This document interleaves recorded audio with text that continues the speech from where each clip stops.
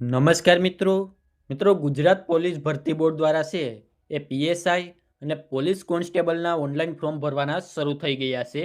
તો તમારે online form કેવી રીતે ભરવું અને આના માટે ઓનલાઈન ફોર્મ કોણ ભરી શકે તેમની સંપૂર્ણ માહિતી આજના વિડીયોમાં આપવાનો છું. એની પહેલાં અમારી ચેનલમાં પહેલીવાર આવ્યા હોય તો ચેનલને સબસ્ક્રાઈબ કરી દેજો, જેથી ભરતીને લગતી તમામ માહિતી છે એ સૌથી પહેલાં તમારા સુધી પહોંચી શકે. તો ચાલો મિત્રો આપણે આજનો વિડીયો શરૂ કરીએ. તો મિત્રો વિડીયો હવે જોઈએ કે તમારે ઓનલાઈન ફોર્મ કેવી રીતે ભરવું. તો ફોર્મ ભરવા માટે સૌપ્રથમ તો તમારે ઓજસ ગુજરાતની વેબસાઇટ ઉપર જવાનું રહેશે, જેમની લિંક વિડીયોના ડિસ્ક્રિપ્શનમાં પણ આપેલી છે. અન્યથા તમારી પાસે જે કોઈ પણ વેબ બ્રાઉઝર હોય તેમાં તમારે ઓજસ ગુજરાત સર્ચ મારવાનું રહેશે, એટલે તમે ઓજસની વેબસાઇટ ઉપર આવી જશો. તો અહીંયા હોમ પેજ ઉપર તમને ઘણા બધા ઓપ્શન જોવા મળશે. તો ત્યાં તમારે ઓનલાઈન એપ્લિકેશનનો ઓપ્શન છે તેના ઉપર ક્લિક કરવાનું રહેશે. તેના ઉપર ક્લિક કરશો તો ત્યાં તમને બીજા 5 ઓપ્શન જોવા મળશે: એપ્લાય, એડિટ, અપલોડ ફોટો અને સિગ્નેચર, કન્ફર્મ અને પ્રિન્ટ એપ્લિકેશન ફોર્મ અને પે ફ્રી. તો સૌપ્રથમ તમારે અહીંયા એપ્લાય ઉપર ક્લિક કરવાનું રહેશે. એપ્લાય ઉપર ક્લિક કરશો એટલે અહીંયાથી તમારે એડવર્ટાઇઝમેન્ટ સિલેક્ટ કરવાનું છે. તો અહીંયા તમે સિલેક્ટ ઉપર ક્લિક કરશો એટલે હાલમાં જેટલી પણ ભરતી શરૂ હશે તે તમામ તમને અહીંયા જોવા મળશે. તો ત્યાં તમારે ગુજરાત પોલીસ રિક્વાયરમેન્ટ બોર્ડ છે તે સિલેક્ટ કરવાનું રહેશે. તે સિલેક્ટ કરશો એટલે અહીંયા તેમની તમને માહિતી જોવા મળશે. તો આના માટે તમે ઓનલાઈન ફોર્મ છે એ 23/12/2025 સુધી છે એ ભરી શકશો. અને ખાલી જનરલ કેટેગરીમાં આવતા હોય તેમણે ₹100 ફ્રી ભરવાની રહેશે, બીજા કોઈ પણ છે એ ફ્રી ભરવાની નથી રહેતી. તો અહીંયા ફોર્મ ભરવા માટે એપ્લાય ઉપર તમારે ક્લિક કરવાનું રહેશે. એપ્લાય ઉપર ક્લિક કરશો એટલે અહીંયા તમને બેઝિક માહિતી જોવા મળી જશે. ત્યારબાદ તમારે અહીંયા એપ્લાય નાવ ઉપર ક્લિક કરવાનું રહેશે. એપ્લાય નાવ ઉપર ક્લિક કરશો એટલે જો તમે અગાઉ ઓજસમાં રજિસ્ટ્રેશન કરેલું હોય તો તે રજિસ્ટ્રેશન નંબર અને ડેટ ઓફ બર્થ નાખી અને એપ્લાય વિથ OTR ઉપર ક્લિક કરી અને તમારે ફોર્મ ભરવાનું રહેશે. પરંતુ જો તમે ઓજસમાં રજિસ્ટ્રેશન ન કરેલું હોય તો તમારે સ્કીપ ઉપર ક્લિક કરી અને નવેસરથી ફોર્મ ભરવાનું રહેશે. તો અહીંયા તમે સ્કીપ ઉપર ક્લિક કરશો એટલે તમારી સામે મેઇન પેજ ઓપન થઈ જશે. તો અહીંયા જન્મ તારીખની વાત કરીએ તો જો તમે પીએસઆઈમાં ફોર્મ ભરવા માંગતા હોય તો 23 ડિસેમ્બર 1990થી લઈ અને 23 ડિસેમ્બર 2007 સુધીમાં જેમનો જન્મ થયો હોય તે આના માટે ઓનલાઈન ફોર્મ ભરી શકશે. અને આપણે કોન્સ્ટેબલની વાત કરીએ તો તેમાં 23 ડિસેમ્બર 1992થી લઈ અને 23 ડિસેમ્બર 2007 સુધીમાં જેમનો જન્મ થયો હોય તે આના માટે ફોર્મ ભરી શકશે. તો અહીંયા સૌપ્રથમ તો તમારે સિલેક્ટ કેડર કરવાનું રહેશે. એટલે કે તમે પીએસઆઈમાં એકલું ફોર્મ ભરવા માગો છો, લોકરક્ષક એટલે કે એકલું કોન્સ્ટેબલમાં ભરવા માગો છો કે તમે બંનેમાં ભરવા માગો છો. જો તમે ખાલી ધોરણ 12 પાસ હોય તો તમારે લોકરક્ષક કેડર છે તે સિલેક્ટ કરવાનું રહેશે. જો તમે ગ્રેજ્યુએટ પાસ કરેલું હોય તો તમે પીએસઆઈ અને લોકરક્ષક બોથ સિલેક્ટ કરી અને અહીંયા ફોર્મ ભરી શકો છો. તો અહીંયા તમારે જે લાગતું હોય તે તમારે સિલેક્ટ કરી લેવાનું રહેશે. તો સિલેક્ટ કર્યા બાદ તમારે અહીંયા પર્સનલ માહિતી નાખવાની છે. તો ટાઇટલમાં મિસ્ટર, મિસિસ જે લાગુ પડતું હોય તે સિલેક્ટ કરી લેવાનું છે. તમારી સરનેમ, ફર્સ્ટ નેમ, ફાધર અથવા હસબન્ડનું નામ અને મધરનું નામ તમારે અહીંયા એન્ટર કરવાનું રહેશે. અહીંયા તમે જે નામ નાખો છો એ તમારા ધોરણ 12ની માર્કશીટ મુજબ છે એ તમારે અહીંયા નાખવાનું રહેશે. ત્યારબાદ અહીંયાથી તમારે જેન્ડર સિલેક્ટ કરવાની છે. મેલ, ફિમેલ જે જેન્ડર હોય તે સિલેક્ટ કરવાની છે. ત્યારબાદ રીટાઈપ જેન્ડર સિલેક્ટ કરવાની છે. ત્યારબાદ તમારે ડેટ ઓફ બર્થ એન્ટર કરવાની રહેશે. મેરિટલ સ્ટેટસ, મેરિડ છો, અનમેરિડ છો કે સેપરેટેડ છો તે તમારે અહીંયાથી સિલેક્ટ કરવાનું રહેશે. ત્યારબાદ અહીંયાથી તમારે કેટેગરી સિલેક્ટ કરવાની છે. General, general EWS, SC, ST કે SCBC તમે જે કેટેગરીમાં આવતા હોય તે તમારે અહીંયાથી સિલેક્ટ કરવાનું રહેશે. જો તમે અહીંયા SCBC કેટેગરી સિલેક્ટ કરશો તો તેમના કાસ્ટ સર્ટિફિકેટ નંબર, તેમની ડેટ અને કયા રાજ્યમાંથી કઢાવેલું છે તે તમારે સિલેક્ટ કરવાનું રહેશે. તેની સાથે નોન ક્રિમિલિયર સર્ટિફિકેટ નંબર, તેમની ડેટ અને કયા અધિકારી દ્વારા આપવામાં આવ્યું છે તે તમારે અહીંયાથી સિલેક્ટ કરી લેવાનું રહેશે. ત્યારબાદ ઉમેદવારે અહીંયા કોમ્યુનિકેશન ડિટેલ નાખવાની છે. એટલે તમારું પ્રેઝન્ટ એડ્રેસ, રાજ્ય, જિલ્લો, તાલુકો, પિનકોડ, એવી જ રીતે તમારે પરમિનન્ટ એડ્રેસ પણ અહીંયા નાખવાનું રહેશે. ત્યારબાદ મોબાઈલ નંબર અને ઈમેલ એડ્રેસ. મોબાઈલ નંબર અને ઈમેલ એડ્રેસ છે અહીંયા તમારી પાસે 1 થી 2 વર્ષ માટે શરૂ રહેવાના હોય તે જ નાખવા. કારણ કે ભરતીની તમામ માહિતી છે એ તમારા મોબાઈલ નંબર અને ઈમેલ એડ્રેસ ઉપર આપવામાં આવતી હોય છે. એટલે જે મોબાઈલ નંબર અને ઈમેલ એડ્રેસ શરૂ હોય તે જ તમારે અહીંયા નાખવું. ત્યારબાદ રીટાઈપ મોબાઈલ નંબર અને રીટાઈપ ઈમેલ એડ્રેસ. ઉપર જે મોબાઈલ નંબર અને ઈમેલ એડ્રેસ નાખ્યું તે ફરીથી અહીંયા નાખવાનું રહેશે. ત્યારબાદ નેશનાલિટીમાં અહીંયા ઇન્ડિયન જ આવશે.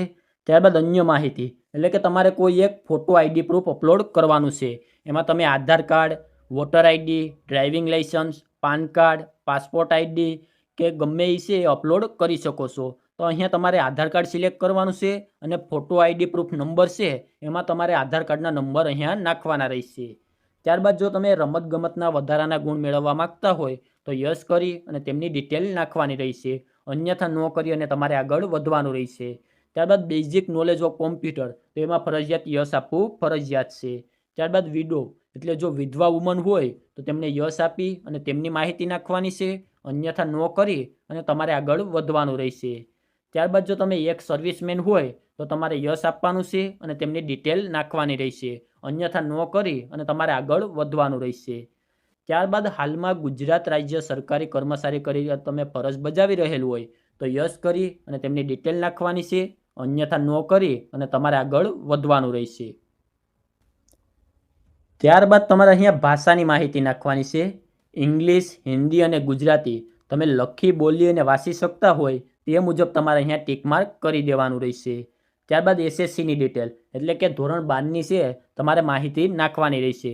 તો સૌપ્રથમ તો તમારે પર્સન્ટેજ નાખવાના છે. ત્યારબાદ અહીંયાથી ક્લાસ સિલેક્ટ કરવાનો છે. ત્યારબાદ ઇન્સ્ટિટ્યૂટ નેમ એટલે કે એમાં બોર્ડનું નામ તમારે નાખવાનું રહેશે. સ્ટેટમાં ગુજરાત, પાસિંગ યર તમે જે વર્ષમાં ધોરણ 12 પાસ કર્યું હોય તે નાખવાનું છે અને તેમના લાસ્ટ સીટ નંબર અને ટ્રાયલ જેટલી ટ્રાયલમાં તમે ધોરણ 12 પાસ કર્યું હોય તે ડિટેલ તમારે અહીંયા નાખી દેવાનું રહેશે. અને ત્યારબાદ જો તમે બોથ સિલેક્ટ કર્યું હોય તો અહીંયા તમારે ગ્રેજ્યુએટની માહિતી નાખવાની છે. તમે BA કરેલું છે, BCom કરેલું છે, BSc કરેલું છે, BBA કરેલું છે, જે કોઈ પણ ગ્રેજ્યુએટ કરેલું હોય તે સિલેક્ટ કરી લેવાનું છે.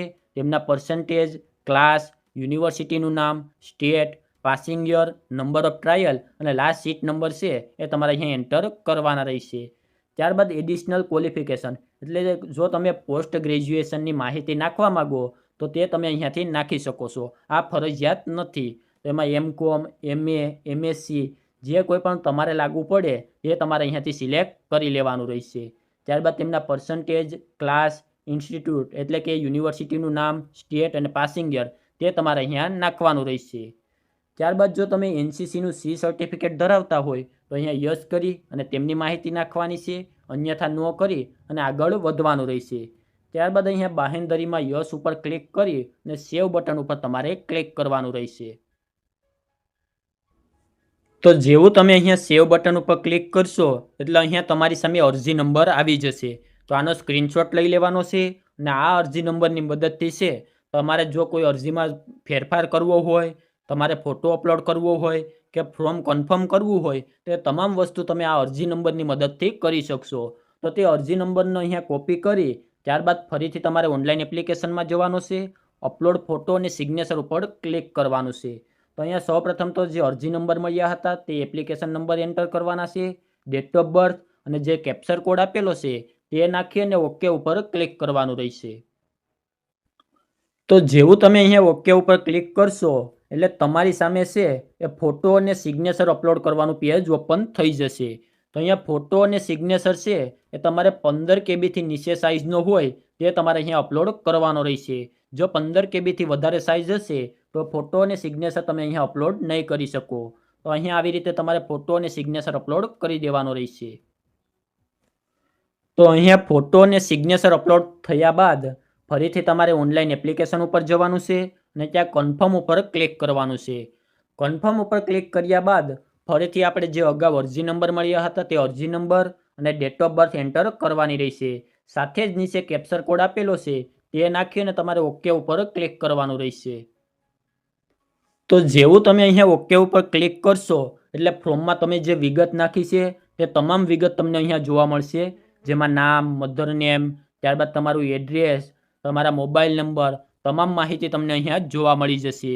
અને એવી જ રીતે જો તમે જનરલ કેટેગરીમાં ફોર્મ ભર્યું હશે તો કેટલી ફી ભરવાની છે તેમની માહિતી પણ તમને અહીંયા જોવા મળી જશે. તો અહીંયા કન્ફર્મ કરવા માટે કન્ફર્મ એપ્લિકેશન ઉપર ક્લિક કરવાનું રહેશે. ત્યારબાદ તમારે અહીંયા ઓકે ઉપર ક્લિક કરવાનું રહેશે. એટલે તમારું ફોર્મ છે એ અહીંયા કન્ફર્મ થઈ જશે અને તમારી સામે આવી રીતે કન્ફર્મેશન નંબર આવી જશે અને ત્યાં નીચે છે એ પ્રિન્ટ ડાઉનલોડ કરવા માટેનું પ્રિન્ટ એપ્લિકેશન કરી અને એક ઓપ્શન જોવા મળશે, ત્યાંથી તમે આની પ્રિન્ટ પણ કાઢી શકો છો. પરંતુ જો જનરલ કેટેગરીમાં આવતા હોય તો પે ફ્રી ઉપર તમારે અહીંયા ક્લિક કરવાનું રહેશે.